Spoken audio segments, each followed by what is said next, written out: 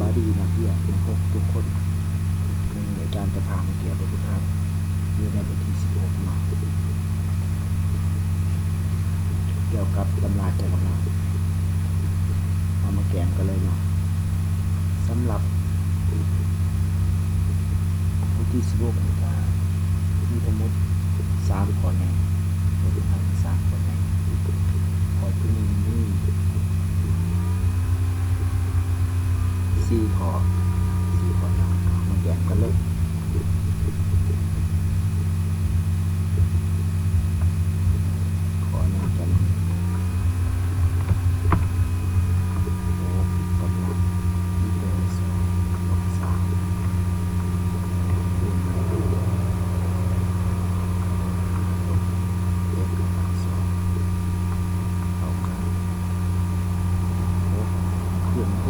เอากำลังความบอกกันเป็นกำลัง2 ลบ 3 บวกกับ5 ลบกับเป็นกำลัง2เท่ากับเอามาสังเกตเป็นกำลัง2ตัวนี้เป็นขาบวกเป็นกำลัง2ตัวนี้เป็นขาลบลงไปนะจริงๆมันเดียว6กำลัง2ก็คือ36นะครับต่อไป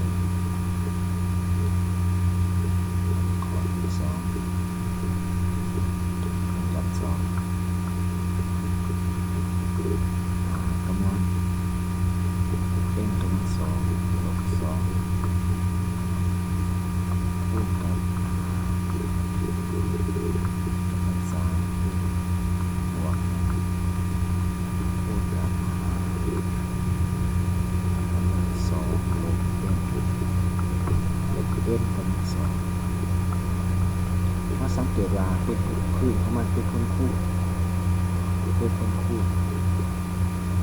มีคืนกับหาเลยเขาจะเอากำลังของมันบวกกันเก่ากำลัง n กำลัง2 ลบ 2บวกกับ3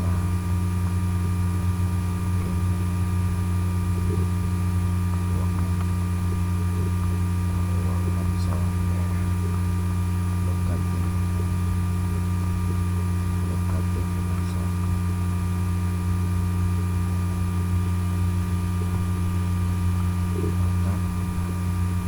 สังเกตเป็น1เป็นขาเป็นกำลัง2เป็นขาบวกเป็นกำลัง2บวกขาลบลงไปเป็นเนื้อเ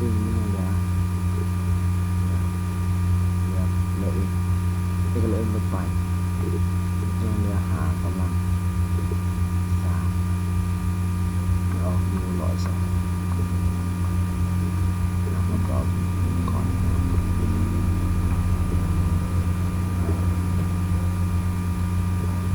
ข้อที่3จับ3 9กำลัง3คูณกับ3กำลัง4คูณกับ3กำลัง2ส่วนกับ7กำลัง2คูณกับ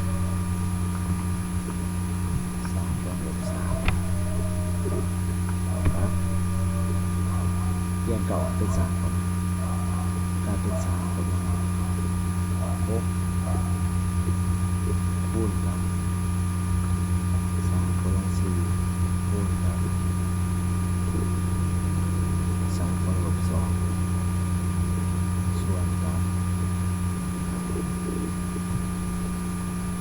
3กำลัง6คูณกับ3กำลัง3มี3คนคูณที่จะ3คนคูณไปก็ได้เรื่องมาเป็นคนคูณเนาะเท่ากับ3กำลัง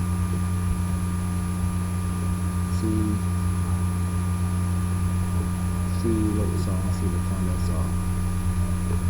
ส่วนกับ3กำลังลบ 3เท่ากับ3กำลัง2บวกกับ3ยอด3ออกตัวนี้น้องๆเอาไปคูณเอาเด้อ 3กันหาเทียมจะออก243จะให้ครับเป็นคำตอบเลยคำตอบ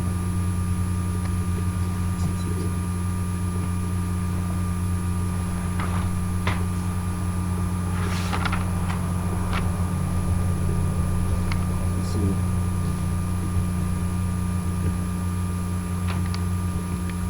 กับสี่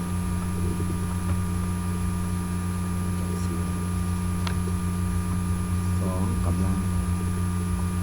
3เป็นบวก2ส่วนกัน2กำลัง2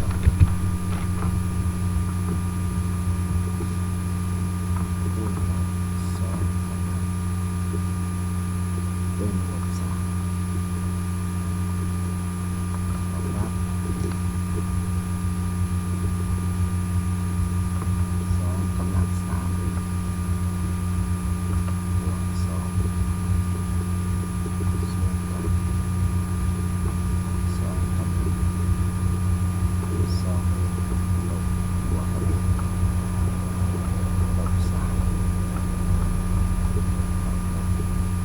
2กำลัง3บวก2ส่วนกัน2กำลัง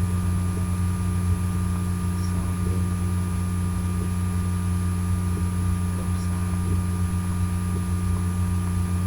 อย่างนี้2กำลัง3เป็น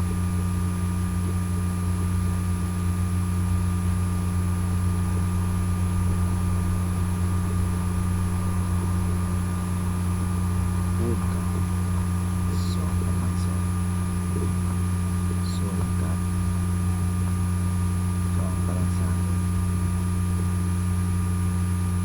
คูณกับ2ไปลบ3ทีนี้ก็บัดไปได้เนาะจะเหลือ2กำลัง2บวก3กลายเป็น2กำลัง5ออกอยู่30ที่2เบิดแล้วเข้ามาต่อสู่ข้อที่2เนาะข้อที่2จงแกะสมผลลูกหนี้เริ่มเลยเนาะข้อที่1การใส่มาจำเป็นกันเนาะ2กำลังอีกเท่ากับ4แกะเลยเนาะคนอื่นจะต้องเปลี่ยนให้เลข4เป็นเลข2ก่อนเลยมา2กำลังอีกเท่ากับ2กำลัง2คือที่กันแล้วเขาจะกำลังเท่ากันเลยอีกจะเท่ากับ2คือคำตอบ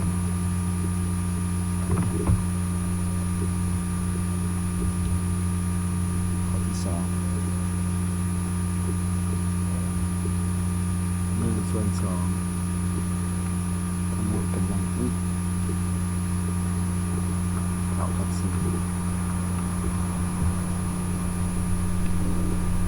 เปลี่ยน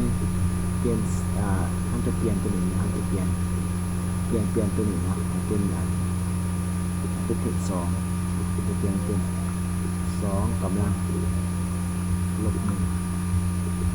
ทั้งหมดกำลังอีกเท่ากับ4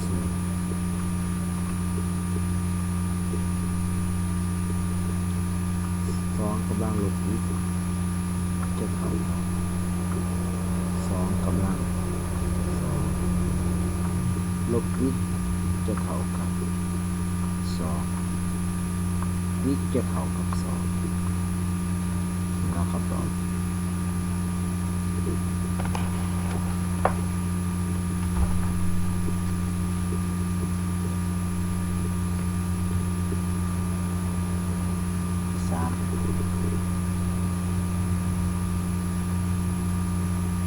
3ส่วน4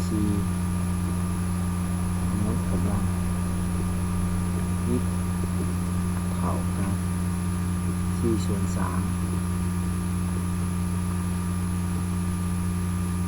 ทั้งหมด มดกำลังสองสำหรับคนนี้เขาจะเปลี่ยนเบื้องไหนก็ได้เนาะให้มันคือกันถ้าว่าเขาจะเปลี่ยนเบื้องนี้คือมันก็ได้แต่จังจะเหลือเปลี่ยนตัวนี้คือกันกับตัวนี้เนาะเปลี่ยนจาก4/3ให้เป็น3/4เนี่ยเป็นที่เก่า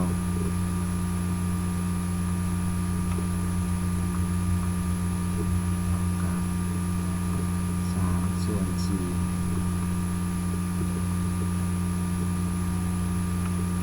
มันกำลังลุกเลย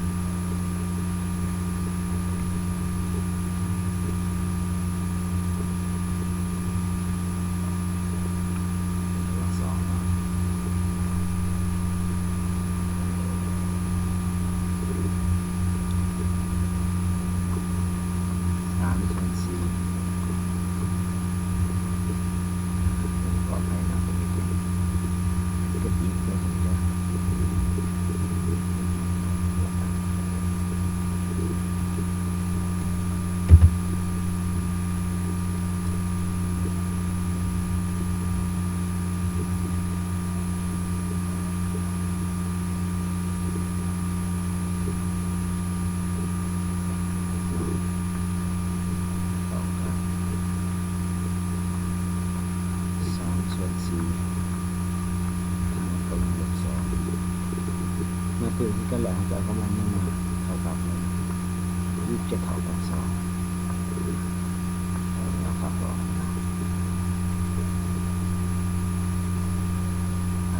็ลบ2เลย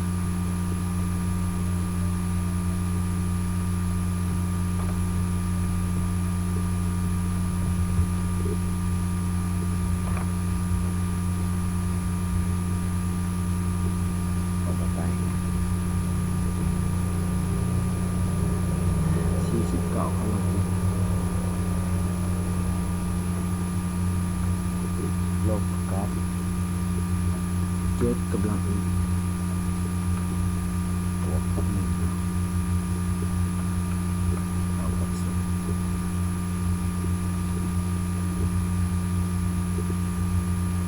จะได้เปลี่ยนแล้วเนาะ49กำลังอีกเท่ากับ7กำลังอีกบวกถ้าเปลี่ยน49ให้เป็น7ครับกลายเป็น7กำลัง2อีกเท่ากับ7กำลังอีกบวกเพิ่มให้กันแหละเพิ่มตัวนี้เป็น7ตัวนี้เป็น7นะเราก็ลองมันคำนวณเนาะ2อีกเท่ากับอีกบวก2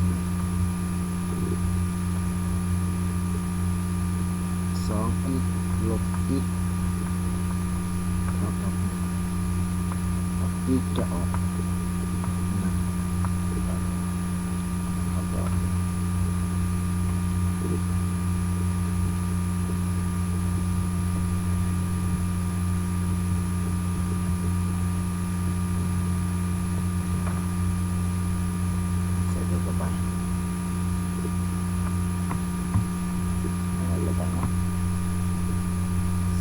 กำลัง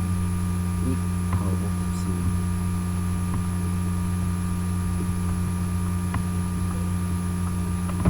ตัวนี้เปลี่ยนตัวนี้เป็นเลข4ตัวนี้เป็น64เลข4เนาะเลข14ดีเนาะมันจะต้องเปลี่ยนเป็น64ของเป็น4กำลังอีกเท่ากับตัวนี้กลายเป็น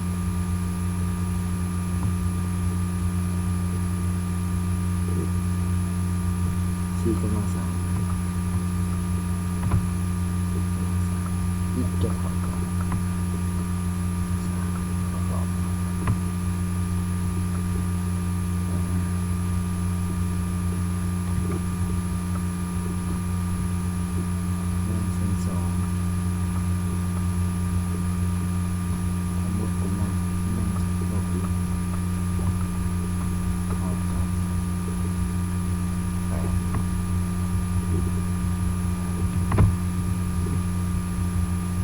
ตัวนี้เขาจะเปลี่ยน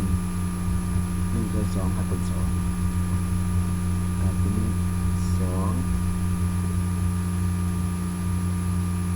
ต้องลบ1สมมติกำลัง1ลบ1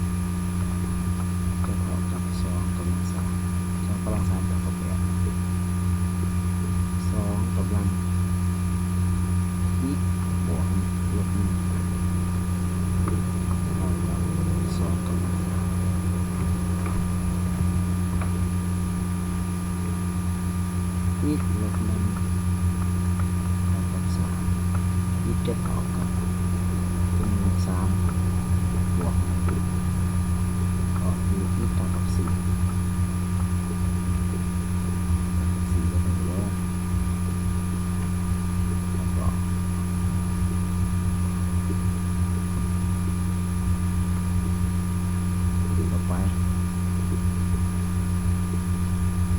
3 กำลัง 2 อีกบวก 1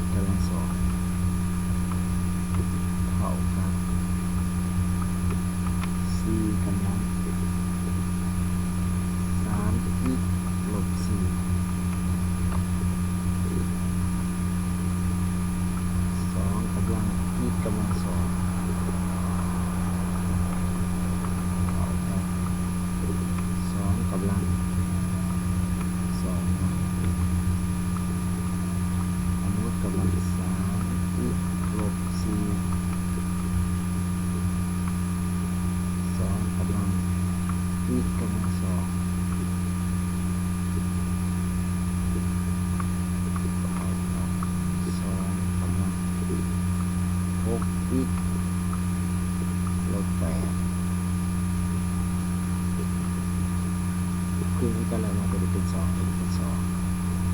เอากำลังมันลงมาเลยอีกอีกกำลัง2ลบ6อีกอย่างมากกันบวก8เท่ากับ0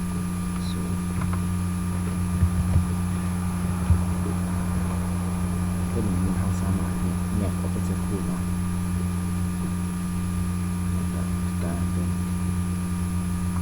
อีกลบ2คูณกับอีกลบ4เท่ากับ0นำเศษคูณกับ0ได้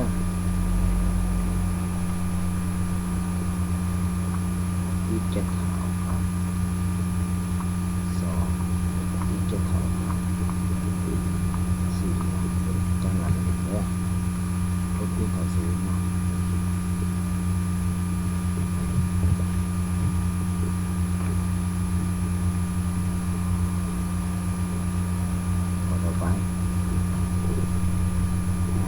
กำลัง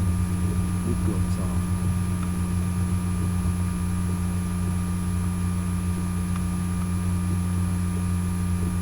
เท่ากับ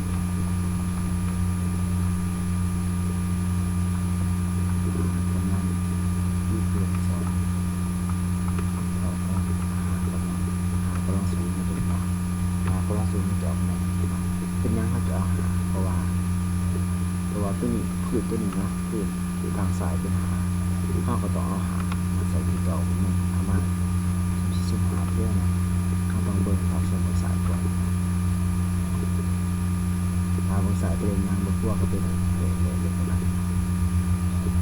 กลายเป็นเมื่อเพิ่มกันแล้วเอากำลังเลยเนาะอีกลบ2เท่ากับ0อีกจะเท่ากับ2คำตอบ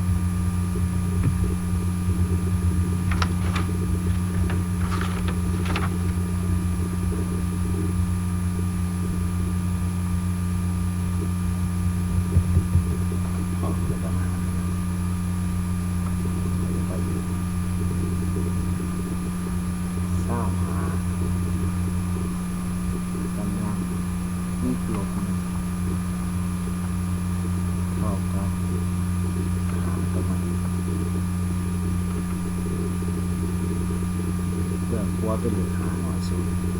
ภาษาเป็นสหาเปลี่ยนสหาเป็นหาก็กลายเป็นหากำลังสอง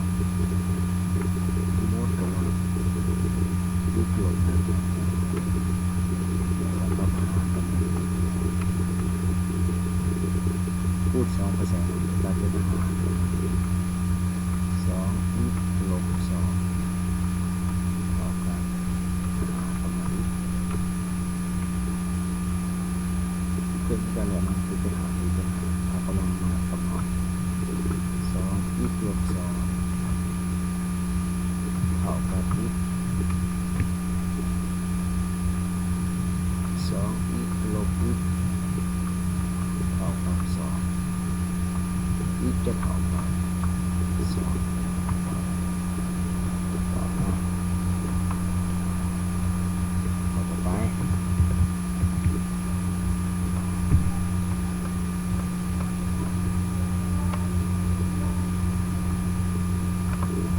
สี่กำลังสองวิกลบห้า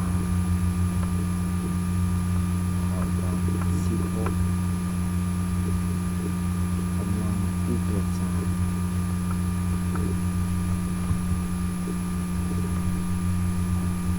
เป็นหนึ่งเป็นสี่เป็นหนึ่งเป็นห้าเขาต้องเปลี่ยนเป็นหนึ่งเป็น16เนี่ยเขาต้องเปลี่ยน16เป็น4กลายเป็น4กำลังสองวิกลบห้าเท่ากับ4กำลังสอง4กำลังสอง16ลบกับ3 4กำลังสองวิกลบห้าเท่ากับ4กำลังสองวิกลบ6คูณ2 2คูณ1เป็น4คูณ1เป็น4เอากำลังมาคำนวณนะ2วิกลบ5เท่ากับ2วิกลบ6เนี่ยตัวนี้คือการตัวนี้2วิกตัวนี้2วิกลบไปตัวอย่างมันจะกลายเป็น0วิกเท่ากับลบ1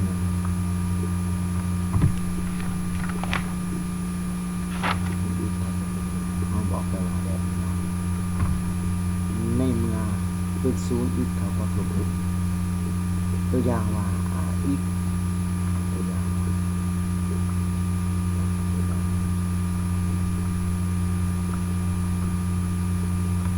อีกเท่ากับในเมื่อที่เราเอา1มาใส่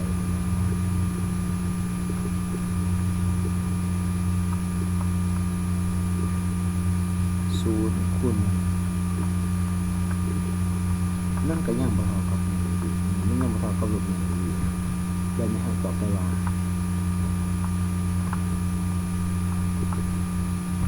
บ่มีเกี่ยวผล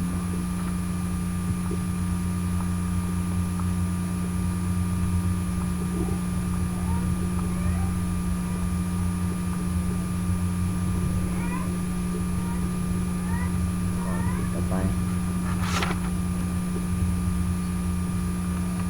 3กำลังค่าสมมุติหรือว่าค่าขัดตัวของ2ลบกับ5เท่ากับ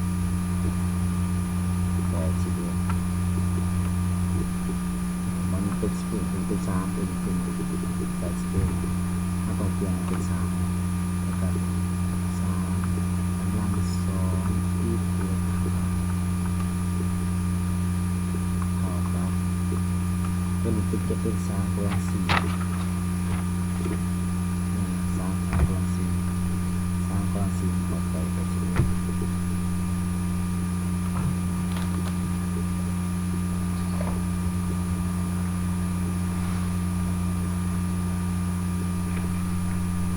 การเป็น3กำลัง4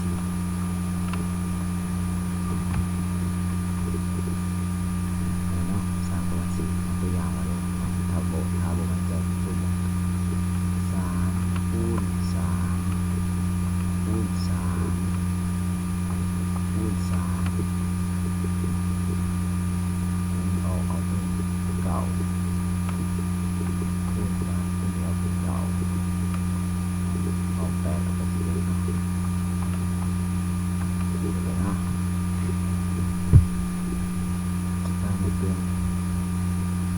เป็นการแหละเอากำลังของมัน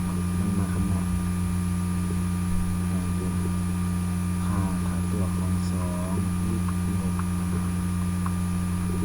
เท่ากับ4แสดงว่าตัวนี้เป็นสมผลค่าตัวมันจะเป็น4สมผลค่าตัว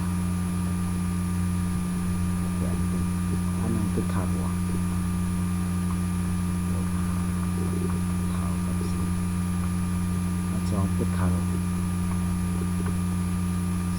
อีกลบเท่ากับ4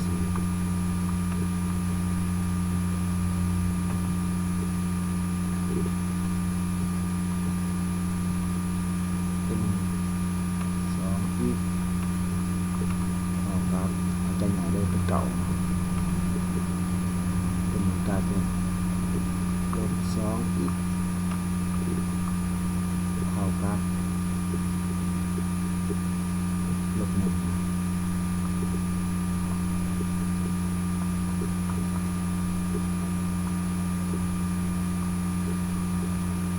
อีกจะเท่ากับเก่าส่วน2แล้วก็อีกเท่ากับ1ส่วน2ลบไป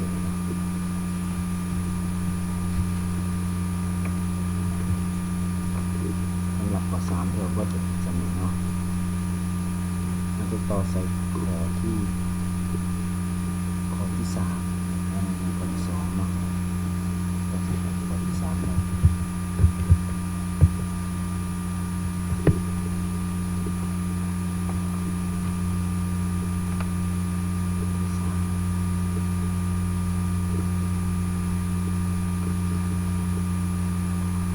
ข้อที่3จงแปลสมผลนี้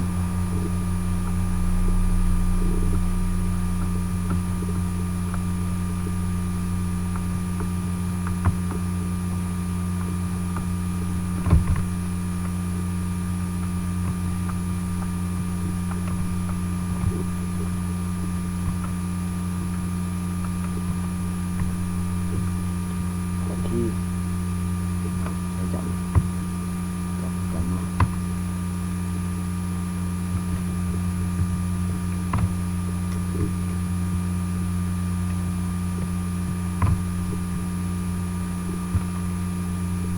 7กำลัง2อีกลบ3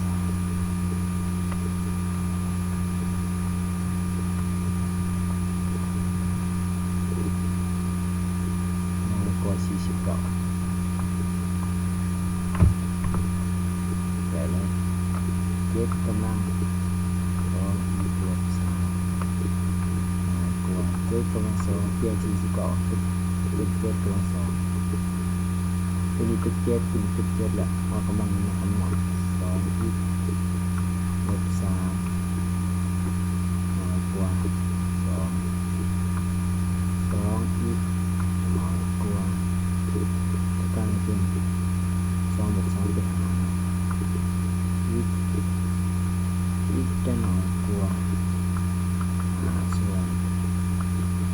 2เอาซ้ำอีกต่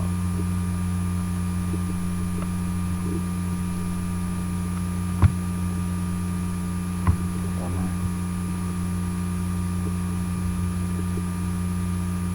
1ส่วน5ทั้งหมดกำลัง3อีกลบบวก2หลายกว่า1ส่วน2กำลังอีกบวก2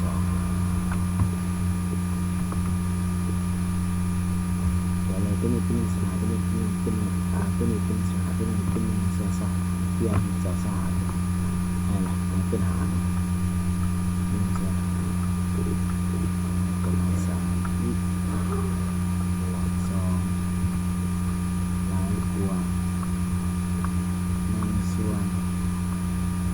5ทั้งหมดกำลังจะกลายเป็น2อีกลบ4พี่น้องเอาต้องจืดนะว่า25 จากกำลังสอง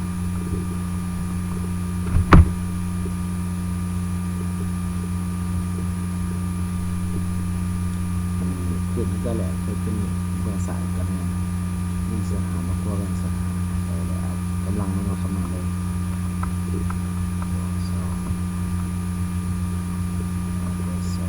อีกตัวลบ4อีกพากัน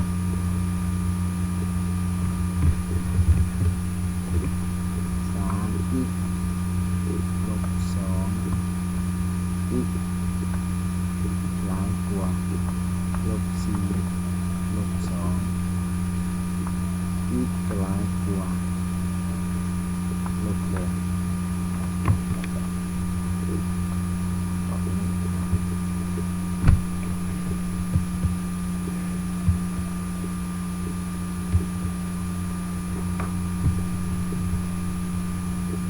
ต่อไป6กำลัง2อีกบวก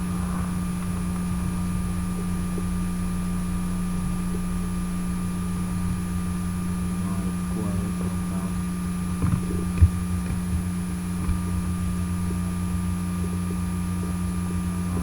กำลัง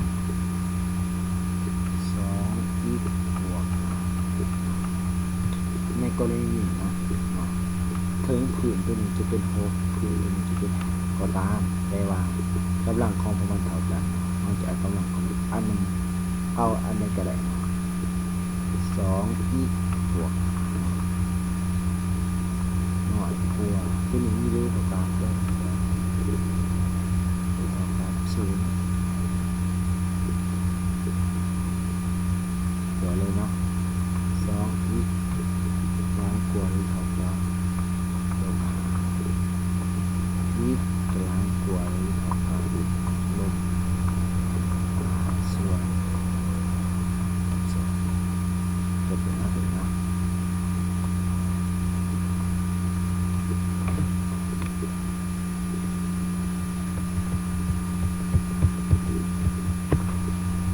ต่อไปเลย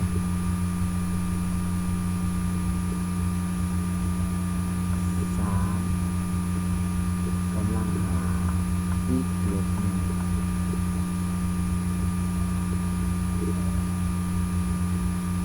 น้อยกว่าหรือเท่ากับ3กำลัง3อีกบวกกับคือนี่ก็แหละมันจะเป็น3เป็น3เอากำลังมาคำนวณเลยอีกลบ1น้อยกว่าหรือเท่ากับ3อีกบวกกับ5อีกลบ3อีกน้อยกว่าหรือเท่ากับบวก1 2อีกน้อยกว่าหรือเท่ากับ6อีกน้อยกว่าหรือเท่ากับ6ส่วน2ออกอยู่3อีกน้อยกว่าหรือเท่ากับ3ก็ได้คำตอบ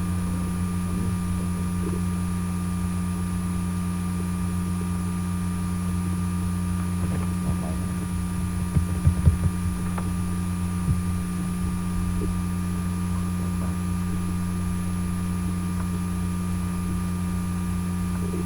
ส่วน3สมมุติกำลัง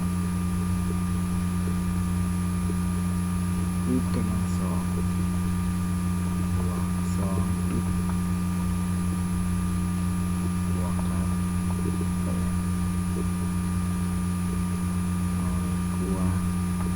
1ส่วน9สมมุติกำลังอีกบวก6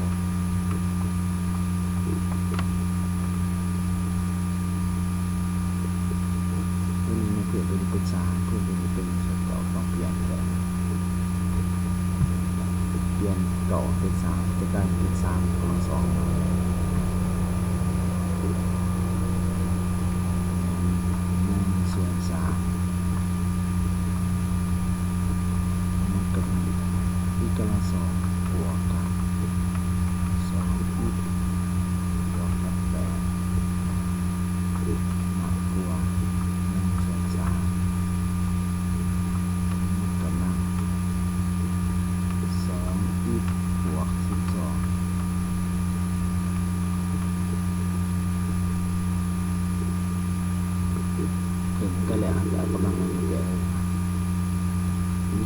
สองบวกกับสองอีกบวก8น้อยกว่า2อีกบวก12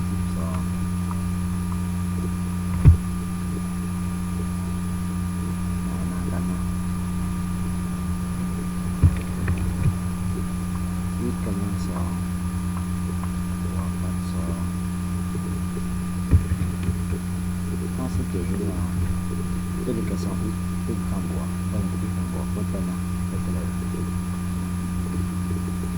อันนั้นตัวนี้มันจะได้8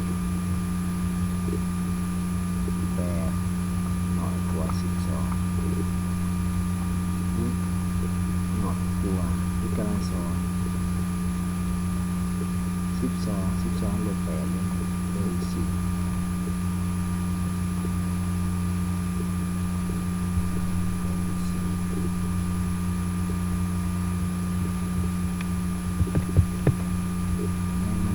เราจะมาแกะเป็นสัดส่วนก่อนอีกกำลัง2จะเท่ากับ4อีกจะเท่ากับ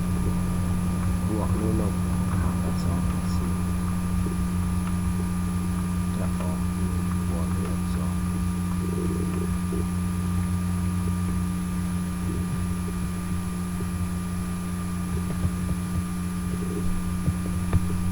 ไม่มาไหนเนาะเราจะนำใส่รูปแบบของพาราโบลในการเสริมตัวบน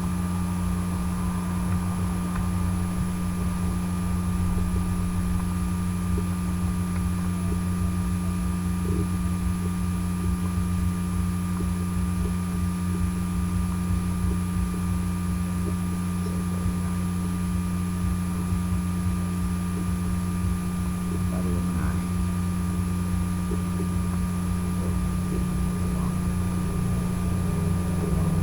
สำหรับโลกของต้นไม้เนาะอาจารย์จะไปสิบอธิบายขึ้นนะเพราะว่าเรียน2 4แล้วคันอยากเขาจะตื่นต่อไปเรียน2 4มีห้ามาเบิ้งบทเรียนของเขามันมี1แง่ลบ21แง่บวก2มาเบิ้งเครื่องไม้ของเขาเครื่องไม้ตัวนี้นะจะใส่ตัวแดงเพื่อที่จะนี่นะเครื่องไม้ตัวนี้เครื่องไม้ตัวนี้ที่ว่าเป็นเครื่องไม้หน่อยค่าเครื่องไม้หน่อยแม่ให้เอาเบื้องลบเครื่องไม้ใหญ่ให้เอาเบื้องหน่อยที่แดงเขาจะเอาบอลลบเอาตัวนี้นะเบื้องเบาเป็นข้าวบอล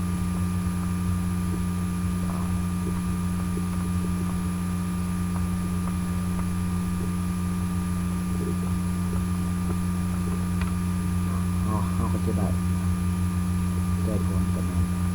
อีกหน่อยกว่าลบ2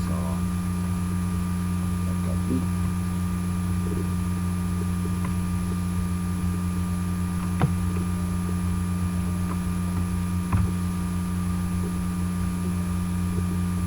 หลายกว่า2อันนอกใส่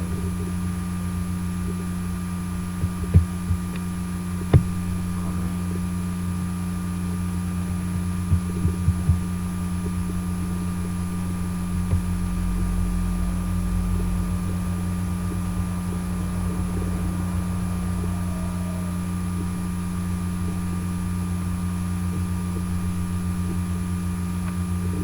เจ็ดกำลัง2ลบกับ4น้อยกว่า9กำลังอีกลบ2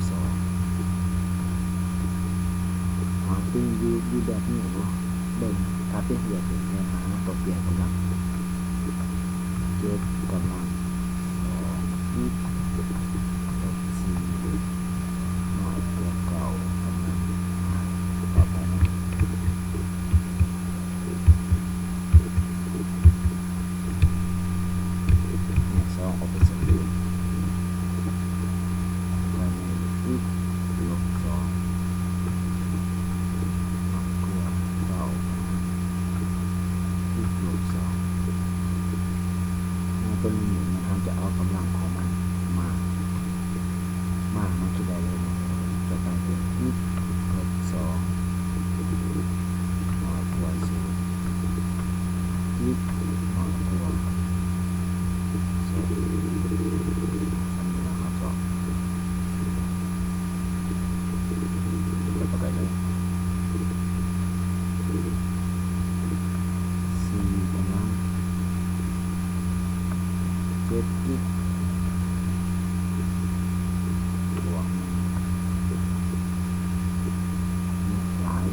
16กำลัง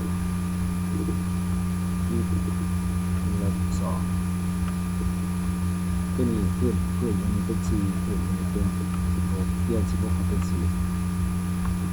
เป็น7บวกตัว4กำลัง2ของ16กลายเป็น2อีกลบกับ4แบบแกะลัดมันก็เลยนะตัวนี้เป็น4แบบ2อันนี้กลายเป็นมาคำนวณ7กำลังอีก7อีกแบบนี้น้อยกว่า2กำลัง2อีกลบ4 7อีกลบ2อีกน้อยกว่าลบ4ลบ1เป็นที่เหลือ5อีกวันนี้ลบแล้วน้อยกว่าลบ5ร้ายกว่าลบ5อีกร้ายกว่าลบ5ส่วนจะออกเป็นถ้าอีกร้ายกว่าลบ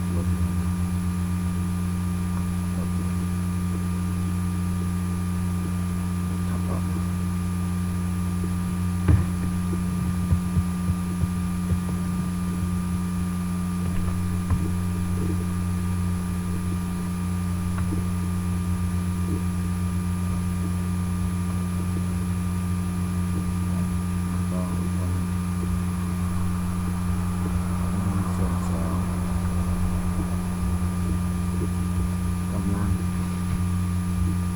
อีกกำลัง2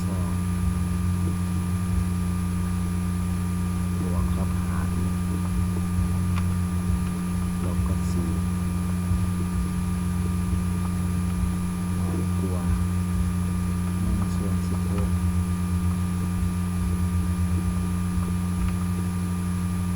กำลังอีกบวก4ตัวนี้คือการเราต้องเปลี่ยนให้เป็นให้16เป็น1ส่วน2เดี๋ยวก่อนจะกลายมาเป็น1ส่วน2กำลังอีกกำลัง2บวกกับ5อีกลบ4น้อยกว่า1ส่วน2กำลัง4อีกบวก16มาคือกันแหละเอากำลังมาคำนวณเลยอีกกำลัง2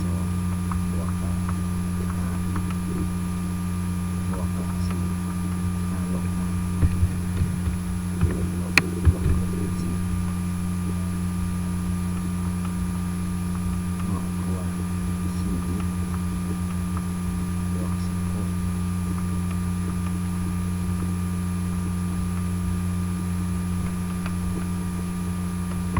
อีกกำลัง2จนเวลาเป็นปัญหาที่เป็น4หาร4มาเนี่ยเป็นลบ4หรือยังเวลาบวกกับบวกกับลบกับ3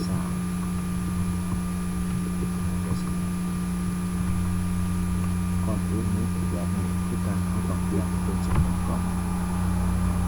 อีกกำลัง2บวกกับอีกลบกับ3เท่ากับ0เสียก่อน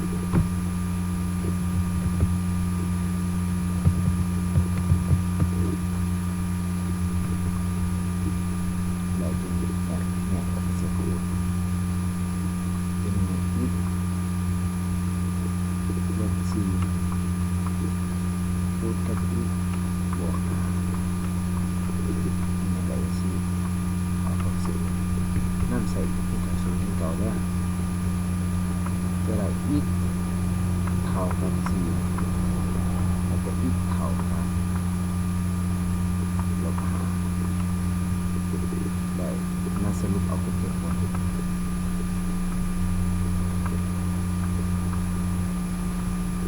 ได้ผล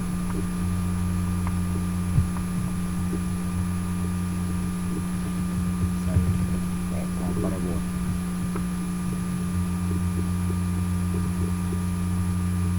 คุณดูจากการเป็นตัวรวมงานต่อยังกดสูงบวกลบ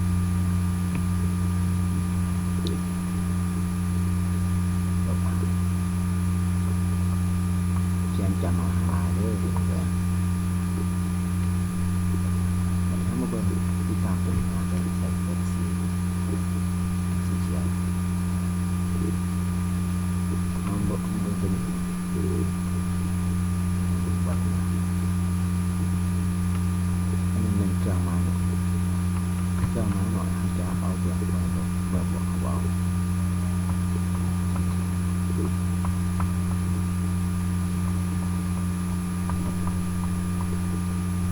จะได้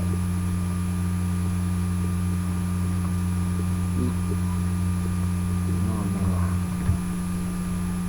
ตัดเลย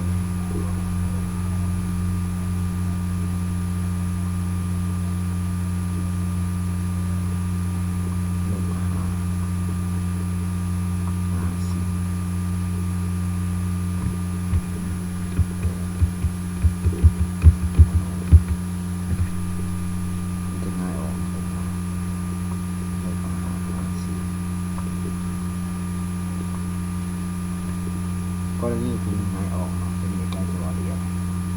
ในเมื่อที่เครื่องไม้อาสกุลของเรามันไม่มีเครื่องไม้เท่ากับมันจึงง่ายออกคาถามีเท่ากับมันจึงนำเอาหากับสีแล้วก็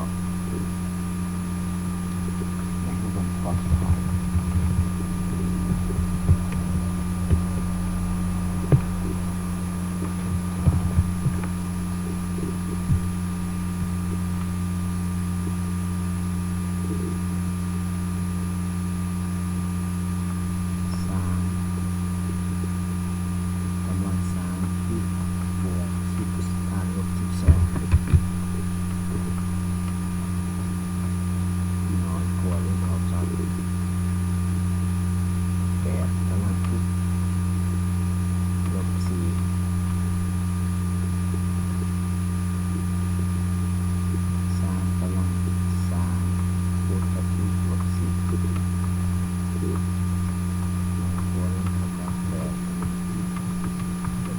ตัวนี้มันคือเขามันก่อนมันคือการมันเป็น3 4 8แต่กำลังของมันขายกันเขาจะเอากำลังมันจะได้เลย20 -4เอาตัวนี้เท่ากับ0เอาตัวนี้เท่ากับ4นะคือเป็นคำตอบเลยคือว่าการคิดไรบนค่าที่เราเกิดบนค่าในวิธีสิบ6 บางเหตุการณ์เป็นสมุนเนาะไรมันบอกเขาใจว่าเรื่องคิดคืนเนาะใช่ที่หนึ่งเนาะอาจารย์จะน้องๆได้ที่ยังไม่ทันได้กดติดตามกดไลค์กดแชร์กด Subscribe ให้อาจารย์ด้วยอยากเป็นกำลังใจให้อาจารย์คิดต่อไปเนาะขอบใจเนาะ